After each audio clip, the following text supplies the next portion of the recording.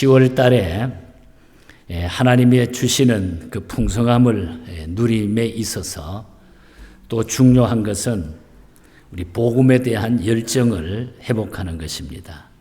우리가 총동원 주일을 앞에 두고 또 우리 선교 주일에 오늘 이 사도행전을 통해서 주시는 이 말씀이 저와 여러분에게 주님을 향해서 달려가는데 감출 수 없는 그런 열정이 되기를 다시 한번 축복합니다.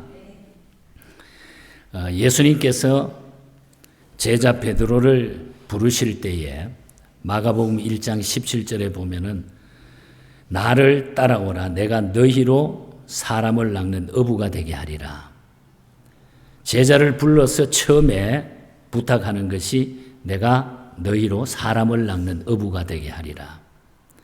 이 말씀이 사실이라고 한다고 하면은 예수님을 우리가 정상적으로 따르는 모든 사람은 사람을 낚는 어부, 곧 전도자가 되어야 할 것입니다. 안 그러겠습니까, 여러분? 그런데 실제로 교회에 신실하게 출석하고 있는 교인들 중에 전도를 삶의 소명으로 생각하고 실천하며 사는 사람은 그리 많아 보이지 않습니다. 우리 교회뿐만 아니라 모든 교회들이 전체적으로 봤을 때에 전도자라는 말을 왜 그런 이유들이 왜 그런 상황들이 벌어질까? 그 원인은 다양할 수 있지만은 대부분의 교인들이 전도자라고 하는 말을 비정상적이고 극단적인 개념으로 이해하고 있기 때문인 것입니다. 예를 들어서 우리가 전도자 하면은 한남체인이나 마켓 앞에 가가지고 전도지 들고 예수 믿으세요 길거리에서 예수 천당 불신 지옥 이렇게 외치는 이미지를 우리가 떠올리게 돼요. 그래서 무의식적으로 나처럼 정상적으로 사는 신사숙녀는 그런 비정상적인 일을 할 수는 없지 않는가. 나도 모르게 그런 생각을 하게 된다는 거죠. 혹은 빌리 그레함 목사님처럼 수많은 사람들 앞에서 설교하는 이미지를 떠올리면서 나는 그런 일을 할 수 있는 사람이 아니다. 미리부터 마음을 닫아버리고 겁을 먹게 될 때가 있다는 거죠. 그런데 실상 여러분, 기독교의 복음 전도는 옛날이나 지금이나 특별하고 예외적인 전도자들을 통해서가 아닌 자연스러운 삶의 현장에서 사람들에 대한 따뜻한 관심과 만남의 관계를 통해서 위대한 역사를 이루고 있다는 것입니다. 그리고 이런 전도를 우리는 보통 생활 전달, 라이프 에반젤리즘이라 그래요. 혹은 셀 교회 운동에서는 오이코스 전도라, 오이코스 에반젤리즘. 또 관계 전도, 릴레이션 에반젤리즘이라 이렇게 부릅니다. 그런 의미에서 우리 모두는 생활 전도자가 돼야 된다는 거예요. 생활 전도자가 돼야 된다는 거예요. 처음 교회의 역사인 사도행전도 마찬가지입니다. 이제 우리는 처음 교회가 복음 전도를 통해서 하나님 나라의 비전을 확장해 가는 자연스러운 생활 전도 현장을 우리가 교훈 삼아서 오늘 이 말씀을 살펴보려고 하는 것입니다. 오늘 이 본문에는 에티오피아 내시의 이야기가 기록이 되어 있습니다. 잘 아는 이야기죠. 그는 에티오피아 여왕 간다게의 국고를 맡은 관리인 내시였습니다. 지금으로 말하면은 재무부 장관, 경제부 장관 그 정도 위치를 가지고 있는 대단한 사람입니다. 그가 예루살렘에 예배하러 왔다가 자기 나라로 다시 돌아가는 길입니다. 그 예배라고 하는 것은 유대인들이 모이는 유대교에 있는 예배를 말합니다. 그 길에서 빌립 집사와의 만남이 이루어지게 되고 그것이 자연스럽게 전도의 열매를 맺게 됐다고 하는 이야기입니다. 그 역사가 이루어진 것이 바로 가사라고 하는 길입니다. 이 가사라고 하는 것이 어디입니까? 지금 이스라엘과 팔레스타인이 최대 분쟁 지역, 지금의 바로 가자 지구입니다. 지금 전쟁이 한참 지금 붙어 있는 가자 지구가 바로 가사입니다. 가사. 가사에서 조금만 더 남쪽으로 내려가면 어디입니까? 이집트가 나오죠. 그리고 아프리카로 그것이 연결이 되어 있습니다. 바로 이 길에서 빌립 집사에 의한 위대한 생활 전도의 역사가 쓰이게 되어졌다고 하는 것입니다. 그러면 우리도 빌립과 같이 열매 맺는 생활 전도자로서 살기 위해서 준비할 일이 무엇일까? 저는 이것이 중요하다고 봐요. 그래서 선교 주일에 또 총동원 주일을 앞에 두고 빌립과 같이 열매 맺는 생활 전도자로 살기 위해서 오늘 우리가 준비할 우리 마음의 자세, 이것을 우리가 오늘 다시 회복한다고 하면은 그거보다 귀한 일이 없다는 거예요. 그럴 때에 오늘 우리의 삶에는 풍성한 열매들이 맺어지게 될 것입니다. 첫 번째로 말씀을 드리고 싶은 것은 먼저 주의 영, 성령의 인도함에 우리가 그러기 위해서는 민감해져야 된다는 것. 성령의 인도함에 민감하라는 것입니다. 사실 우리로 하여금 전도하게 하시는 분은 주님이시고 주님의 영이신 성령입니다. 내 힘으로 하는 게 아니죠. 우리가 전도하고 싶어 하는 갈망보다 더 큰 갈망으로 주님이 우리를 통해서 전도의 열매를 맺고 싶어 하신다는 거예요. 만일 우리가 그분의 인도에 민감할 수 있다고 하면은 전도의 장으로 우리 모두는 자연스럽게 인도될 수 있다는 거죠. 거기에 대해서 민감하게 우리가 반응할 수 있다면. 사실 이 빌립은 사마리아에서 전도하면 큰 부흥을 일으키고 있었어요. 그곳에서. 지금 사마리아에서 엄청난 부흥을 일으킨 인물이 이 빌립 집사예요. 초대교회 7 집사 가운데 한 분이죠. 정말 훌륭한 평신도 지도자입니다. 저는 그래서 이 성경을 쭉 사도행전을 공부하다가 하도 귀한 인물이 되어서 우리 첫 손자 태어날 때 빌립이라고 이름을 지어줬어요. 이름 지어달라고 그랬어요. 그런데 갑자기 주께서 이 빌립을 가사로 가는 광야길로 가라, 이렇게 지금 가자지구로 가라, 이렇게 빌립에게 이야기를 해요. 성령이 들려줍니다. 만일 빌립이 주의 인도에 민감하지 않았다고 하면은 할 수 없는 그런 순종입니다. 지금 여기서 큰 부흥의 역사를 주도하고 있는데 지금 사마리아 지역에서 엄청난 부흥 역사를 주도하고 있어요. 교회가 요즘 말하면 교회가 부흥하고 주변에 많은 사람들이 모여들고 자기가 높아지고 할 일도 너무 많아지고 정신없는 그런 삶을 사는 자기 입장인데 어떻게 이 모든 것을 내려놓고 광야로 갈 수 있단 말입니까? 아마 생각이 나는 갈 수 없어, 잠시 그렇게 들었을지도 모릅니다. 그러나 이 빌립은 순종하게 되죠. 그래서 오늘 본문 28절에 보면 이렇게 말합니다.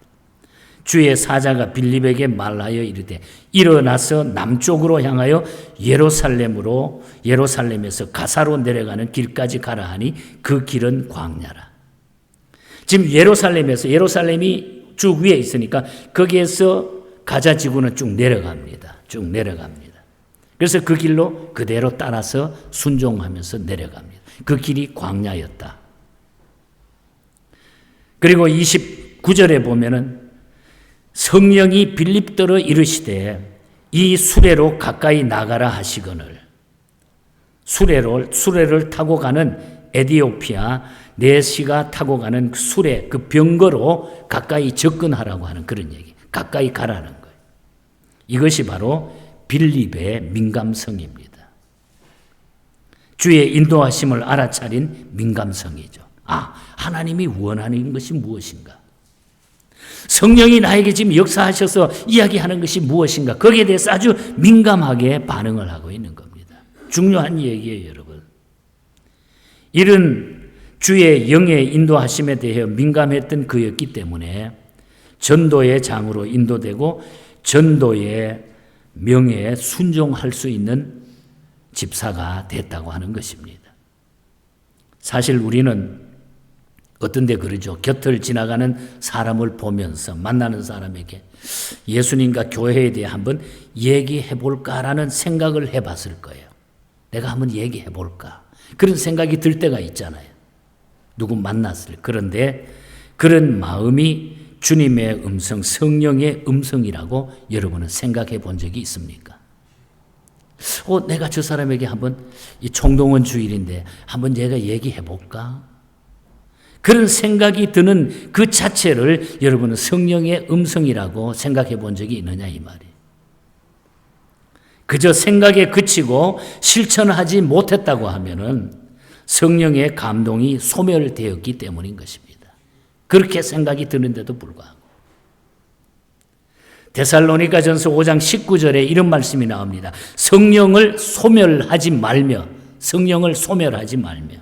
만일 이 시대 그리스도인 모두가 좀 더 주의 영의 인도하심에 민감할 수 있다고 하면은, 아니 우리 모두가 성령으로 충만하다고 하면은 이 시대의 복음 전도자의 위대한 부흥이 또 한 번 도래할 수 있다는 거예요. 성령을 소멸하지 말자는 거예요. 성령이 나에게 음성을 들려주시고 성령이 내 마음에 조금이라도 움직여줄 때에 그것을 무시하지 말라는 거예요. 그러므로 우리는 성령 충만함을 하나님 앞에 구해야 돼요.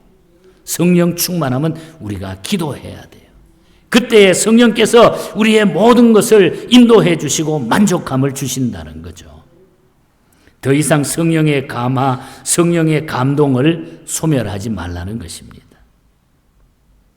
전도해야 되겠다고 하는 생각이 들면 곧장 그래서 기도를 시작하시기 바랍니다. 저는 이번 기회에 여러분들이 이 조그마한 생각, 아무것도 아닌 것 같은 이 민감한 생각을 여러분들이 다시 한번 여러분의 삶에서 정리해 나가시면 좋을 것 같아요. 그것이 우리에게 큰 은혜가 될 거예요. 그 조그마한 생각 하나가 나를 바꿀 수 있고 교회를 바꿀 수 있고 내 주변을 바꿀 수 있고 내 가정을 바꿀 수 있다는 거예요. 주님, 제가 지금 이 사람에게 주님을 소개하기를 원하십니까? 그러면 이 사람의 마음을 준비시켜 주시기 바랍니다 하고 기도를 시작하시기 바랍니다. 방법도 생각이 안 나고 어떻게 해야 될지 모를 때에 여러분 빨리 그때부터 기도를 시작하시기 바랍니다. 그렇게 기도한 후에 행동으로 그것을 옮기십시오. 분명히 기도하게 되면 여러분이 행동으로 옮길 수 있는 길을 하나님은 인도하실 거예요. 그것이 바로 전도의 시작이고 부흥의 시작이고 내가 하나님 앞에 사랑하는 성도의 멋진 그리스도인의 삶의 현장에 나타나는 열매가 될 것입니다. 성령에 민감한 행동을 하라. 주의 영에 민감하게 반응하라. 이것을 저와 여러분들이 다시 한번 오늘 가슴에 새길 수 있기를 바랍니다. 오늘 나눠드린 초대장 한 장이 혹 한 주간 동안 여러분의 삶에 어떤 일을 일으킬지 몰라요. 한 영혼을 구원할 뿐만 아니라 우리 자신이, 내 자신이 하나님 앞에 어떤 자로 변화가 될지 모르는 이 놀라운 것이 하나님과 내 사이에 나타나는 성령의 인도함입니다. 거기에 민감하라는 거예요. 그 다음에 두 번째로 드리고 싶은 말씀은 담대하고 지혜로운 접촉을 하라는 겁니다. 담대하게 지혜롭게 접촉하라는 거예요. 만나라는 거죠. 일반적으로 선교의 역사는 경제적으로 부유한 나라에서 가난한 나라로 선진국에서 후진국으로 향해서 진행되어 왔습니다. 우리 역사를 보면. 그래서 우리 미국이 초창기에 얼마나 많이 전 세계를 향해서 우리나라도 사실 미국을 통해서 근본적으로 복음을 받은 것이죠. 우리가 개인적으로 전도 대상을 선택할 때 보통 그런 생각을 해요. 나보다 나이가 어리고 나보다 배우지 못하고 나보다 가난하고 나보다 사회적 지위가 낮은 대상이 손쉽다고 생각하는 경향이 있습니다. 왜? 나보다 좀 높고 나보다 뭔가는 더 가졌고 뭔가는 더 배웠다고 생각되면 괜히 멈칫하게 되죠. 그러나 여러분, 이것은 선교나 전도의 역사와 반드시 일치하지 않는다는 거예요. 초대교회 선교사들과 전도자들은 이스라엘에서 시작해가지고 이스라엘을 지배하는 로마로 나가서 전도합니다. 자기 나라를 지배하는 로마로 가서 전도하게 되는 거예요. 쉽지 않는 일이죠. 오늘 이 본문 말씀만 보아도 평범한 교회 집사 빌립이 한 나라의 재무장관에게 전도를 시도하고 있지 않습니까? 아마 그때의 빌립은 광야길을 걸어가고 있었거나 말을 타고 가고 있었을 것입니다. 그런데 그가 지금 수레에 타고 가는 한 나라의 권력자인 장관에게 가가지고 지금 전도를 하고 있는 것입니다. 장관 주변에는 뭐 장관이 혼자만 갔겠습니까? 많은 옆에 지켜주는 아마 하인들이 함께 있었을 것입니다. 그렇다면 담대함이 필요했을 것이. 그렇지 않아요? 담대함이 없이는 그 앞에 못 나가죠. 저는 이런 빌립의 담대함이 성령 충만의 결과였다. 저는 그렇게 말하고 싶습니다. 성령 충만하면 여러분 담대해져요. 담대해져. 저도 중국에 가서 선교하다가 뭐 몇 번, 한 8번 잡혀봤어요. 여러분, 성령이 충만하면은 담대해질 수가 있어요. 하나도 겁나는 게 없어지더라고요. 맨 처음에는 좀 겁을 먹었어요. 처음 당하는 일이니까. 그런데 2번, 3번 하다 보니까 저 사람들을 통해서 또 복음이 이쪽 지역으로 확장하게 하는 하나님의 뜻이 있구나. 그냥 강력하게 같이 부딪히는 거예요. 그래서 어떤 데는 공항국에 잡혀가서 경찰서에서 점심을 먹는 걸 주더라고요. 그럼 제가 기도 좀 하고 먹으면 안 됩니까? 내가 기도하면 그 공항국 직원들이 같이 기도했어요. 겁나는 게 없어지더라고요. 오히려 그것을 통해서 그 사람들이 우리 선교를 도와주는 사람으로 바뀌는 이런 역사가 있더라는 거죠. 빌립의 담대함이 성령 충만의 결과였다. 그래서 우리는 성령 충만해야 돼요, 여러분. 우리가 전도를 꺼리는 원인 중에 하나는 자꾸 인간적인 조건을 생각하고 위축되기 때문이라는 거죠.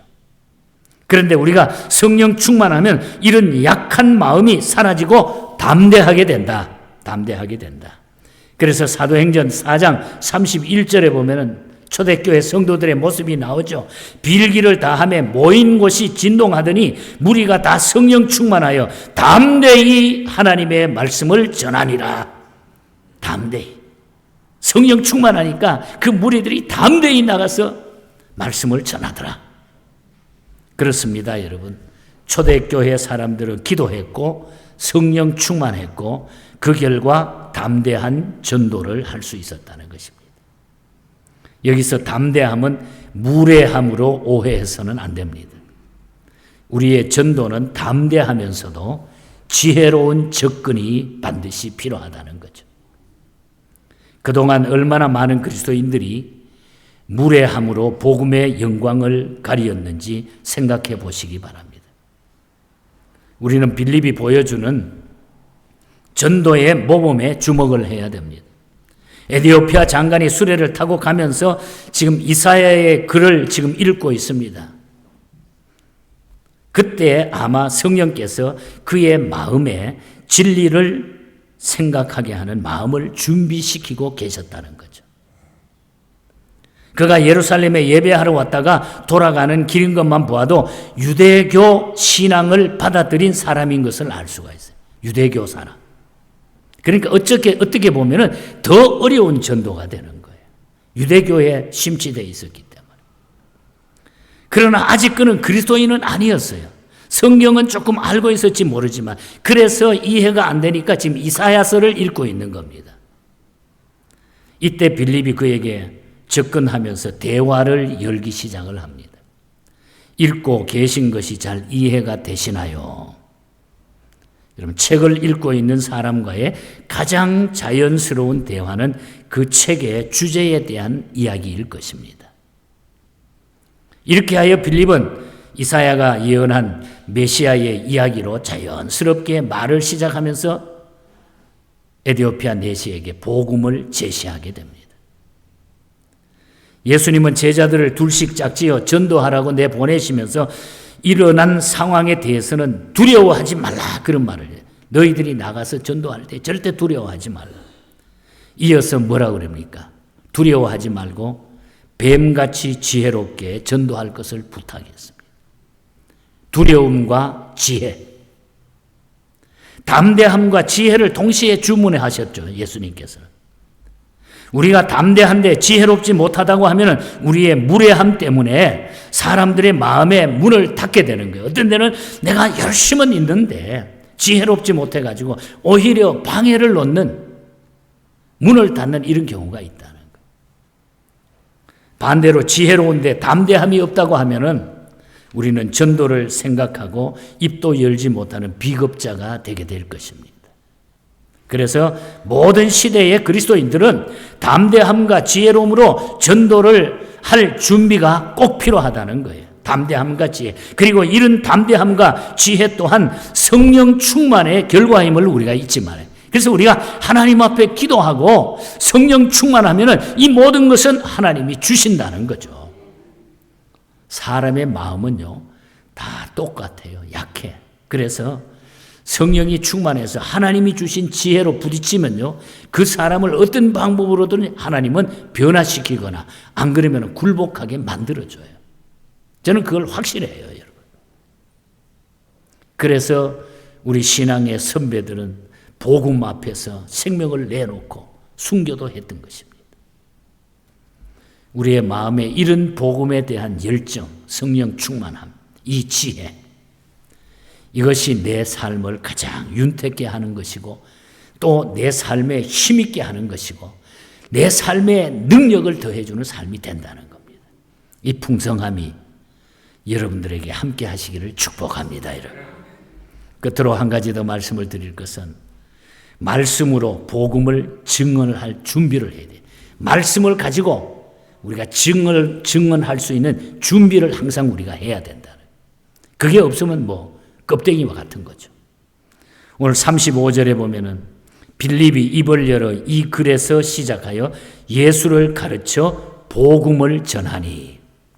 빌립은 에디오피아 장관이 읽고 있던 이사야의 말씀을 통해 가지고 우리를 위해서 고난받으신 예수 그리스도를 증언했습니다.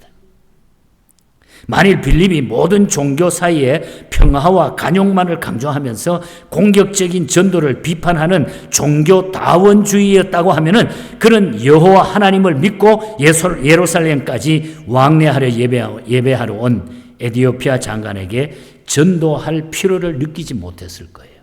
그런데 우리 예수님은 고난의 예수님, 우리를 위해서 십자가에 못 박혀 돌아가신 예수님, 그 주님을 먼저 알지 못하면, 주님이 내 죄를 위해서 십자가에 돌아가신 것을 먼저 알지 못하면 아무 소용이 없다는 거죠. 그래서 말씀에 대한 철저한 증언을 이 빌립이 했다는 거예요. 오늘 우리의 마음속에 내가 구원받은 이 증거가 있어야 된다는 거예요. 예수님이 나를 구원해 주셨다. 주님이 내 죄를 위하여 십자가에 못 박혀 돌아가셨다. 나는 이걸 확신한다. 이 증언을 할 수 있는 확신이 우리에게 필요하다는 거죠. 기독교는 복음입니다, 여러분. 기독교는 예수 그리스도입니다, 여러분. 우리를 죄에서 해방하시고 우리 죄를 짊어지시고 죽으시고 우리의 새로운 삶을 위해서 부활하신 예수 그리스도만이 세상의 유일한 희망이요 소망이 된다고 하는 사실이에요. 이걸 우리가 증거할 수 있는 준비가 돼 있어야 된다. 이건 이야기하지 않고 엉뚱한 거 질문 받고 대답하다가 시간 다 보내고 아무것도 못하고 돌아오는, 분명한 메시지를 전하면 성령께서 역사하신다는 거예요.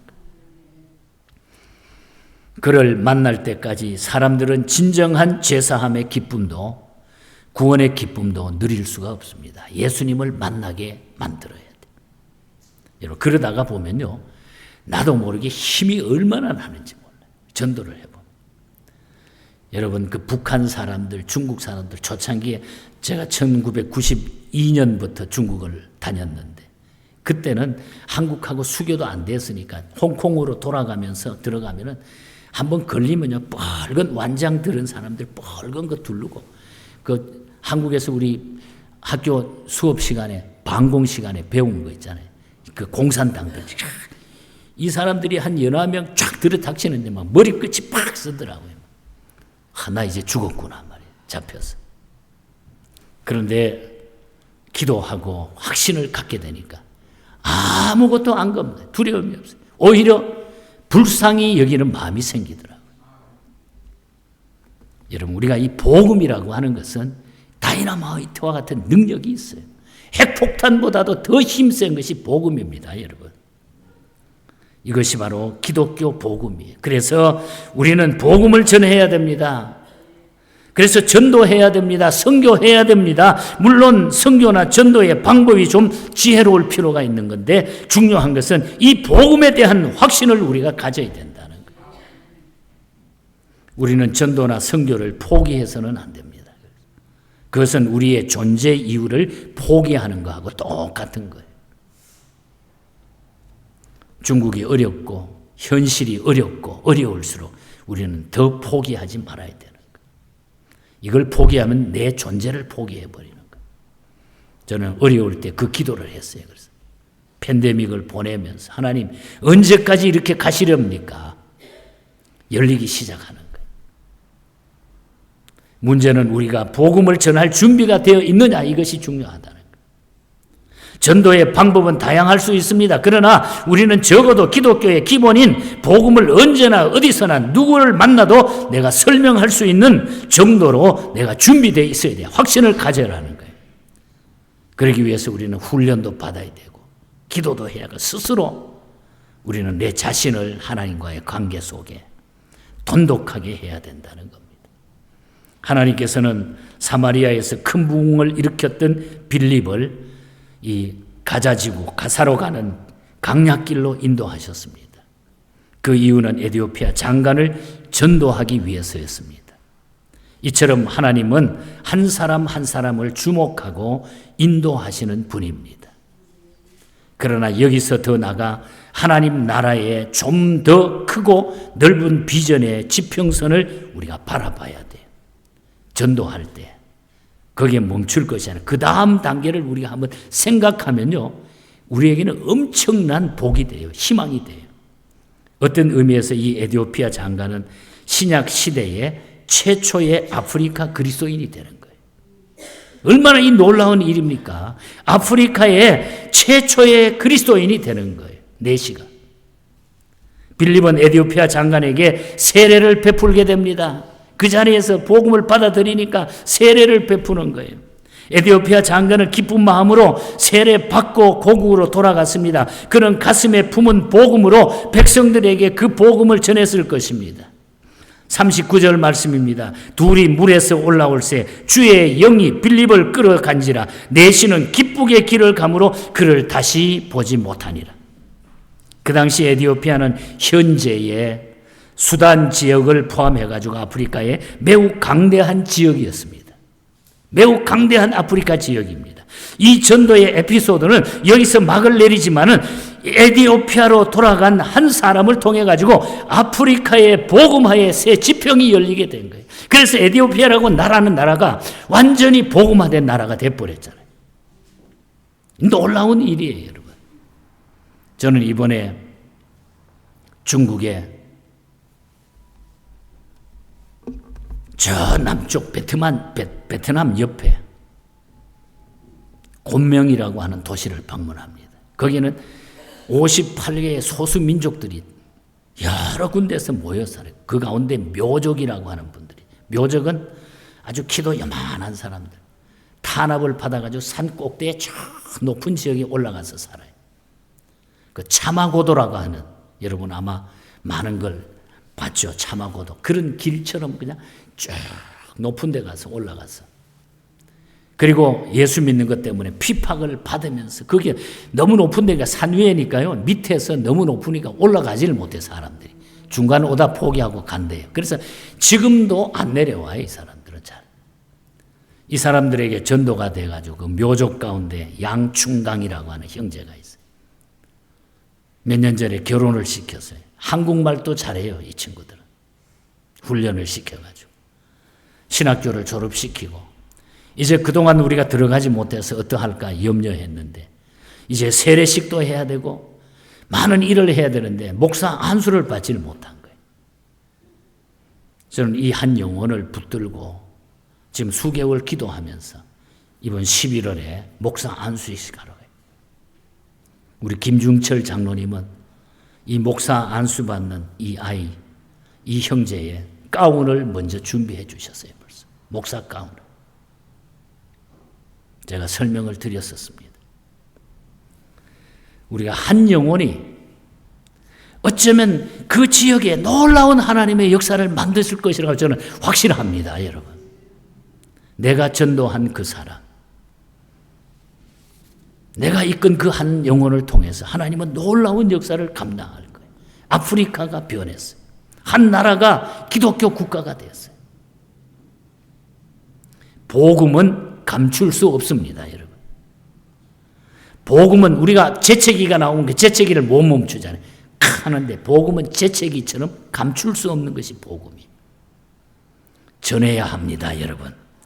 그래서 우리는 주님의 영에 민감하시고 담대함과 지혜로움을 가지시고 말씀으로 복음을 증언할 수 있는 확실함을 내가 가지고 살아갈 때 우리에게는 놀라운 하나님의 축복이 임하게 될 것입니다. 루이스라고 하는 목사님이 계십니다. 부활하신 후 승천하시기 전 제자들에게 주시는 말씀을 막 묵상하다가 특별히 오늘 이 사도행전 이 본문을 읽다가 마음이 뜨거워지기 시작한 거예요. 야, 한 영혼이 변화되어 저렇게 놀라운 하나님의 역사가 일어났고 갑자기 타오르는 그 불길. 우리는 다 빛의 사자다. 빛의 사자다. 제가 중국에 처음 갔을 때에 중국에 있는 분들이 이 찬송을 부르는데 와, 정말 군대 같아, 군대 같아. 그러니까 제가 흉내도 못 내. 빛의 사자들이여 막 이렇게 막 군대처럼 부르는데 막 얼마나 힘이 나는지 막 그 앞에 그 무엇도 못 견딜 것 같아. 이런 사람들을 통해서 30년 가까이 우리의 선교 지역이 넓혀졌습니다. 빛의 사자들이여 어서 가서 어두움을 물리치고 주의 진리 모르는 백성에게 복음의 빛 비춰라. 지금은 이들이 교회 세워진 그 교회들이 목사님들이 그 중국의 현지 오지에 선교비를 보내면서 친히 가서 복음을 전하는 이런 입장이 돼가고 있는 거예요. 주님 부탁하신 말 순종하여 이 진리 전파하라. 산과 바다 건너가 힘을 다해 복음의 빛 비춰라. 동서남북 어디나 땅끝까지 주님만 의지하고 어두워서 못 보는 백성에게 복음의 빛 비춰라. 빛의 사자들이여 복음의 빛 비춰라. 죄로 든 밤 밝게 비춰라. 빛의 사자들이여. 우리 교회가 빛의 사자가 되기를 축복합니다. 여러분 한 사람 한 사람이 이 시대를 비추는 빛의 사자로서 복음 전하는 승리자로 서서 이 마지막 때에 주님이 기뻐하는 그 일을 감당할 수 있기를 주님 이름으로 간절히 축복합니다. 하나님 아버지